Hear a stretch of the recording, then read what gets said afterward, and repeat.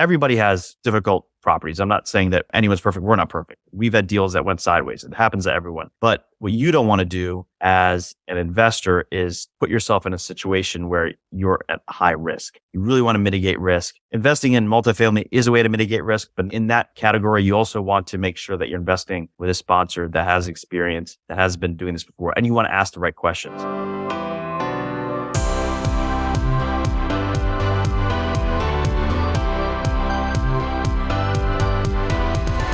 Hello, everyone. Many professional athletes have pursued real estate investment as a way to generate additional passive income and diversify their investment portfolio during and after their sports careers. Professional athletes, very much like you listeners out there, have a limited source of income that ties to how much they work. But the trick to financial freedom, as Tony Robbins says, is to generate income while you sleep. There's really no other way. And that is where passive income, such as multifamily investing, comes in. In today's episode, Nathan, Loy, and I will talk to you about the benefits of multifamily investing and how it can help you attain financial freedom. For those of you that don't know Nathan, he is the senior acquisitions analyst and involved in special operations at Viking. And by special ops, I don't mean military tactics, but he takes care of special projects. He really is the brain of Viking and is the one that has a pulse in the markets, the economy, the geographic regions we're located in, and whether any deal passes first muster and should be brought to our acquisitions team. Welcome, Nathan. Thanks, Ravi. Really appreciate it. Happy to be here. Absolutely. We're happy to have you. And I'm your co-host, Ravi Gupta, the COO and founder of Viking. So let's get started, Nathan. What are your thoughts on multifamily passive investing and what are the benefits? Yeah, absolutely. I love multifamily investing in general, not only because it ties into real estate, but for me personally, I love helping people. I mean, even before my career at Viking, I was in commercial real estate, I was in fixing and flipping, and I kind of combined both of them into multifamily where you have this scale of commercial real estate, but you're also making an impact on people's lives. I just kind of love that hybrid of those two worlds. So from a multifamily perspective, I love it mainly because of its diversification. So the goal of really any investment is to really kind of weigh out the risk and reward of that specific asset class or property type that you're investing in. So similar to what you said, Ravi, when you have athletes who pretty much trade their time for money, whether it's athletes or doctors or lawyers, they aren't able to pivot and really kind of adapt after that time is over. So after, athletes have their career and they are no longer on the court or on the field, they have all this, extra income and extra capital kind of sitting on the sideline, but they don't really know what to do with it. So that's really why I love the diversification that real estate in general allows for investing. You can invest in industrial, office space, self-storage, multifamily, even within, multifamily itself. You can invest in different asset classes, different investment classes. And so that ability to adapt, I think, is really one of the main benefits of investing in general. But generally speaking, multifamily is a pretty safe investment. So it goes back to that kind of risk and reward that you're just talking about. Another reason why I love investing in multifamily, especially on the passive income side of things, is that you can actually make more money and build more wealth investing passively than you can with your traditional W-2 job where you're trading your time for your money. One of the greatest examples of this is Shaquille O'Neal. So Shaq was one of the greatest NBA players of all time. He made hundreds of millions of dollars on the court because of how dominant he was. But an interesting fact is that he actually made more money off the court investing in real estate than he ever did on the court. And if you think of, the hundreds of millions of dollars he made with his quote unquote traditional W-2, imagine the wealth he was able to build outside of that with passively investing. Another benefit of investing in multifamily is that it's typically a longer term hold, which is, 3 to 5 years. So what that means is even if there are fluctuations in expenses or rent growth or interest rates, the long-term nature of it means that if a property can cash flow, it can pretty much weather any economic cycle. It's incredibly recession resilient. Tony Ressler, for example, has invested billions of dollars into Atlanta because he sees the future, population growth and job growth in that area. He's not really scared or shied away from the spikes in interest rates and the fluctuations in pricing that we're seeing currently. I love how you said in the beginning of the statement that you really like how it affects communities and how investing in a community is beneficial to that community. And, a lot of people, when they think about investments, they're really focused on the bottom line and how much money they can make. You invest in a stock, you may not even know much of anything about that company, but you're like, oh, well, I've seen the projections. It looks like, the stock is predicted to, improve over time and I'm going to make some money off this. You don't really know where your money's going. And I like multifamily investing, real estate investing for that reason, is that you can really kick the tires. You understand what's happening on the property. You invest in a multifamily where you have tenants and families there. You can make an impact on the community, improve it, improve the lives of those people, and also generate profits. I mean, they're not mutually exclusive. A lot of people that I speak with sometimes think, well, hey, it's not fair that I'm making money off of, the backs of these people. But the truth is, as we've seen being in the space, that a lot of families want to pay that extra amount to live in a nicer complex that has more amenities, that is safer, that is cleaner, it's well maintained. I mean, they don't mind paying that. And those are the tenants that we typically look for. So many benefits. That's one of the soft, I guess you could call it like a soft reason. But for me and you, it's a really important reason to invest in this space. And one of the cool things about multifamily is that because unlike other real estate classes where your leases may be years long, if you take retail, real estate, for example, leases might be 5-10 years. So regardless of what happens in the market, that rent pretty much stays equal throughout the life of that investment. Whereas if you have multifamily and leases get reset every 6 to 12 months, you have the ability to really kind of match the market and really kind of match the supply and demand imbalance in that given submarket because you're renewing people every year, every 6 months, and kind of adding on to that too. The great thing about multifamily is that it caters to families. It caters to people, right? Where in other real estate classes, it's typically more of a business to business transaction, right? If you have retail, again, going back to that example, you're typically putting businesses into your retail space. There's only so many businesses you can choose from. But if you have, an area of 3 million, 5 million people, that pretty much opens your tenant base to 3 to 5 million families that you can help out rather than just sticking to, a certain 100 or a few thousand businesses that you can help out. Yeah. And I'll give you an example that comes to mind. It was our first purchase as the primary sponsor, a deal in Riverbend. And we bought it for a very low cost basis because there was a fractured condo complex next door, which meaning that they tried to convert this apartment complex into condos and it was unsuccessful. And because of the area in which it was in, there were a lot of drug dealers there, prostitutes. I mean, we walked that whole area. There were dead dogs, you name it, it was there. And, when you say, the expression when the shit hits the fan, something's off. We really literally saw on a fan. So it was that kind of property. But what we did was we bought all those units. We bought them from every separate owner. We put them all together. We created brand new units. We put all new innards in there, fixtures, HVAC, basically new kitchens. I mean, they were beautiful after we're done. It was that we had such high demand in living in those units, and it brought so much wealth and safety to that population. They're so thankful, but it was also one of the best deals that we've ever done. Mm-hmm. So, I mean, just as you're mentioning, like, hey, look, yeah, you are making profits, but you're also helping others while you're doing it. And that's a big benefit. Yep. We talked about diversification. We spoke about, let's talk about passive income as well. Passive income is so important, but tell us how multifamily helps in that regard. Yeah.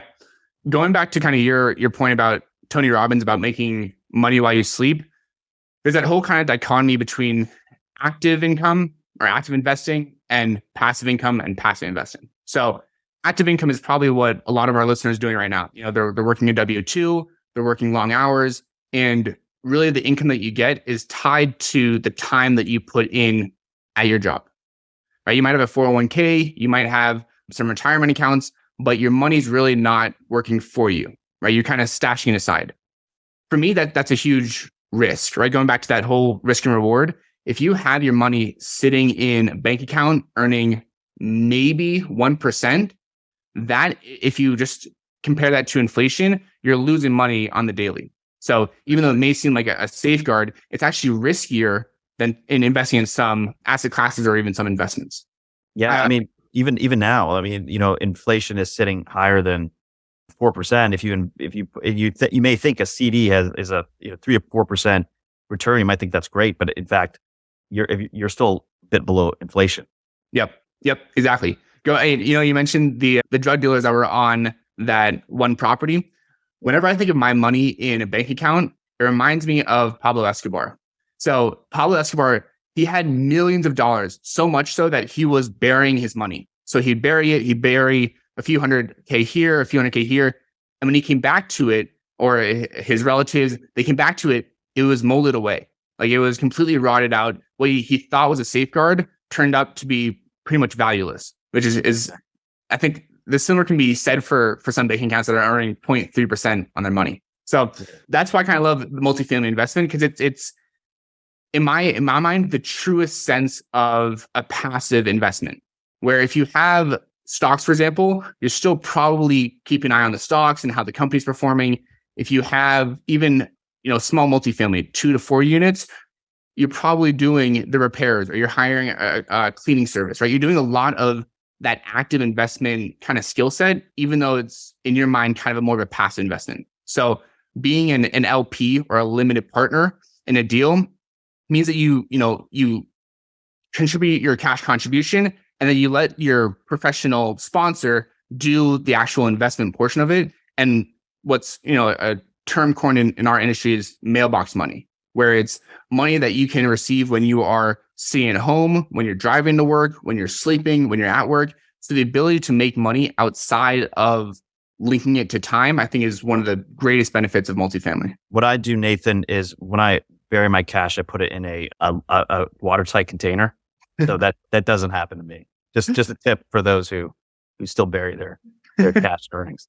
Okay, so you mentioned professional management, like your sponsor is controlling it. That's super important, because you don't want to be the person that's managing all the stuff. And another example, I own some assets on my own and did the full run. I was acting as a project manager, getting these contractors to do the renovations, and it took a tremendous amount of time.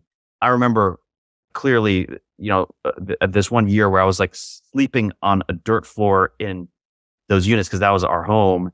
And I would go to work the next day and, go back there. It was very difficult, but it worked.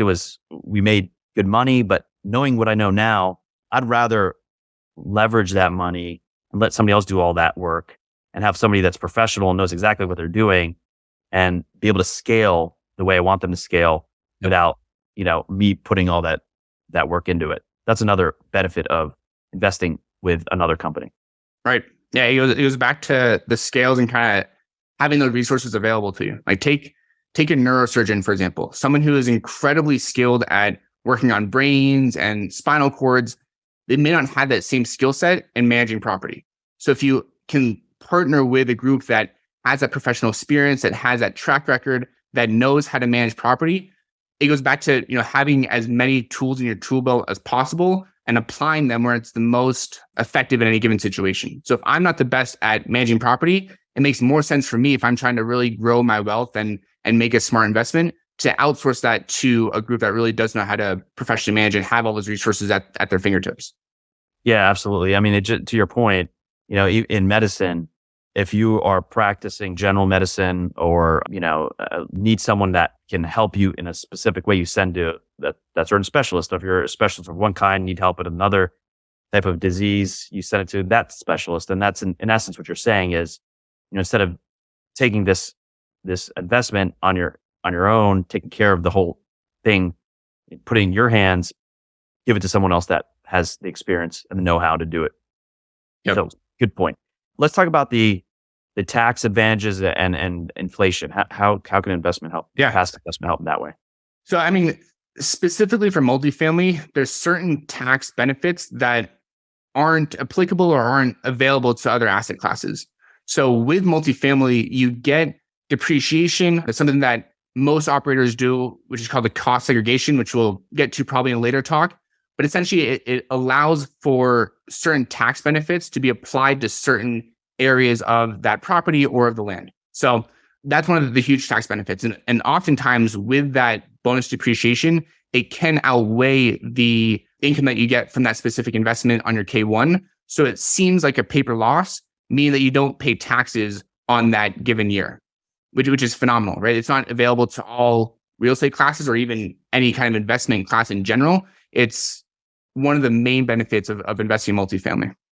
Yeah, and how this plays out is, say you're a W-2 earning physician, okay, and you don't have any other investments aside for something like a multifamily investment.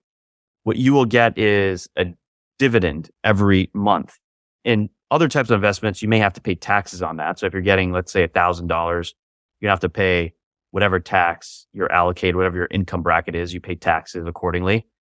But the way multifamily works, because of the cost segregation and depreciation, in essence, your taxes are paid for you. It's carried forward over time. So you don't pay taxes on that money. So say you earn $12,000 a year. Now that $12,000 is tax free. That's money that you have. You don't pay taxes on. To get that same amount of money tax free, or to get the same amount of income, if you're taxed, you'd have to work twice that much, or worth $24,000 worth to get that $12,000. So, it really makes a huge difference in terms of tax savings. And if you have passive income from some other source, like you have maybe other investments or real estate holdings or what have you, you can take the losses that you get from that K1 and offset the other gains you have. So again, you're accumulating a lot more wealth that's tax deferred. Yep. And there's a bunch of investment vehicles you can use too. There's a 401k, there's a IRA, and they're all vehicles that you can use to kind of further develop your tax benefits too, in terms of how you structure your actual investment, where some people may invest personally, others may invest as an entity. Some people may invest from their retirement account. Some people invest from their cash accounts. So there's optionality there too. The other thing to discuss is risk. I mean, everybody's worried about the risk of investing in any type of asset. So let's talk about risks. What are the risks of investing in multifamily? There's always going to be risks, right? In any kind of investment that you do. And I think you should be cautious of those sponsors or operators or even investors that say this is a no risk investment, or there's no potential of you losing your money. That's always the risk of any investment, right? Worst case scenario is that your entire investment goes to zero. So the risk of multifamily, first off, the multifamily again is tied to a certain occupancy. And because what people sometimes don't realize is that the largest investor in a deal isn't typically the investors themselves, and typically isn't even the sponsor in some cases, it's the bank. So the ability to pay that debt service is quote unquote a risk for that specific investment, because unlike some other type of investments where you might purchase it in all cash, if you're involving some sort of financing, there's another player at that table that you have to be beholden to before you can, pay distributions and go down that route. Same thing with rent growth. Ultimately, when it comes to multifamily, there are kind of two sides of the equation. There's risk on the income side and there's risk on the expense side of things. So on the income side of things, there could be a certain demographic that might not be able to hit the certain premiums that you're charging for the units that you renovate. Or you might be, charging the right amount of rent, but there could be something called bad debt, which is rent that is written off as uncollectible, that you can no longer collect. So that's a risk from the income side. Same thing can happen on the expense side of things. And we saw a lot of that during COVID where, the cost of supplies and labor increased. If you don't have that factored into your underwriting and you're working off of a budget where the costs of your supplies are going through the roof, but you're trying to essentially, restrain your expenses, that could be a risk, because if your expenses shoot through the roof and everything else stays equal, it affects your ability to meet that debt service, to pay your investors. Essentially, it impacts the health of the property. Yeah, I think you make a great point. I mean, all those are great points, but one of the biggest ones that you make is the biggest investor in a property is the lender. And people don't really think about that. And that's one thing you really should focus on in any type of investment. Ask what type of debt the sponsor is getting. Because when I see debt now in this market that we're in, if it is variable rate, I will really look at it closely because I want to make sure that there's a rate cap on that variable rate.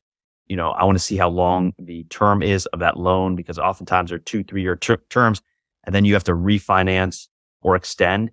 And sometimes the lender will not extend. So, a story I've heard, 2 stories I've heard recently that really point in the direction of the importance of this are one, there was a sponsor in Texas and Houston who was one of a newer group, started recently in 2020. They started buying units all over Houston and were very aggressive. And they were touted as the next best thing from their mentors and their coaches. But what happened is they didn't really pay attention to the debt that they were acquiring and they didn't get a tight enough rate cap. And the lender that they chose was more of a predatory lender and they were known to actually to cut short deals. So when their deal came for renewal, their lender said, nope, sorry, we got to get out of this. We're not going to renew it. And they were entitled to do so based on the loan agreement. Those guys were in deep trouble. They couldn't find anyone to help them refi. Debt they had was way too high. The market adjusted in such a way that they weren't able to accommodate that. And they actually had to give up those units.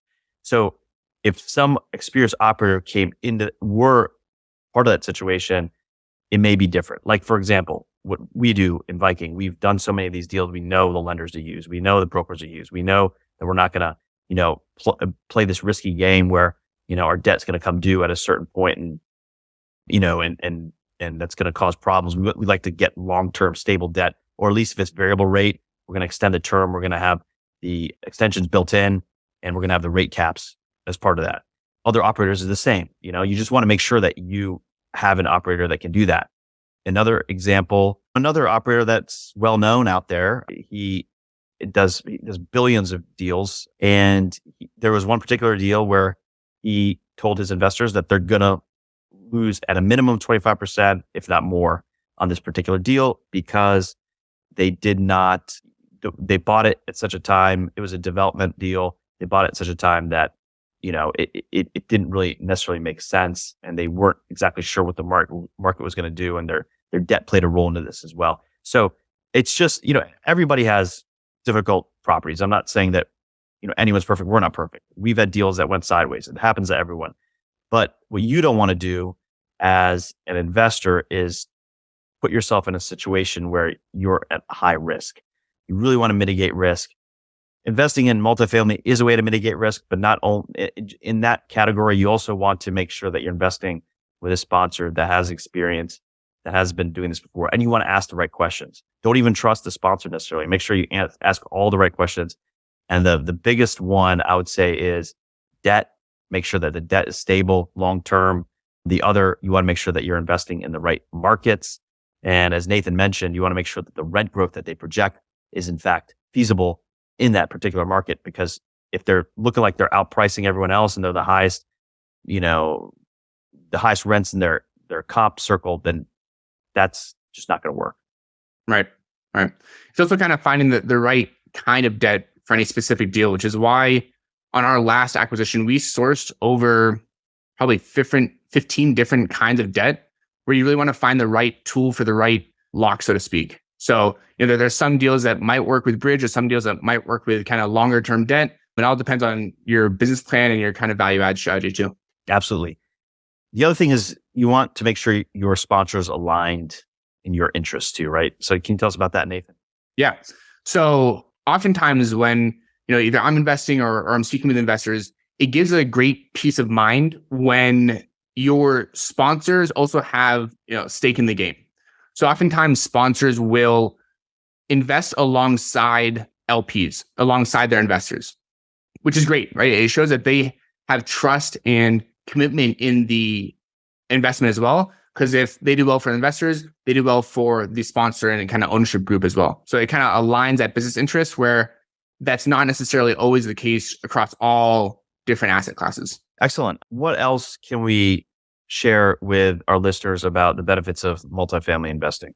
Yeah. The one thing I want to mention too is I mentioned earlier how one of the risks is an increase in expenses. But one of the great things about multifamily specifically is it's a great hedge against inflation. So as expenses rise, typically so do rents. So it's still a cost of good that's increasing. And even more so during times of inflation where interest rates may be on the rise. It's probably a conversation for a later discussion of how interest rates are tied to demand and certain pricing. But as the cost of goods starts to rise and as the affordability to purchase a home becomes more and more expensive, it actually pushes people into the renter category. We love properties that have what are called renter by choice, meaning that they are renters that are affluent enough that they could afford to purchase a home, but they choose to rent. But there's also some great communities where they may not have that flexibility. They may not be renters by choice. And so because they can't have the luxury, so to speak, of owning a home, we can offer them a great community and still get all those different benefits as a renter as well. Excellent point. Nathan, this was great. I'm glad we had this discussion. I hope you listeners got a lot out of this and understand the benefits of passive investing, specifically in multifamily properties. How can folks get in touch with us, Nathan, if they want to learn more? Yeah, absolutely. You can book a call with our investor relations team. They are phenomenal and happy to answer any questions. You can also send an email to invest@vikingcapllc.com. And that should give you all the info you need to reach our team and answer any questions that you may have. Thank you, everyone.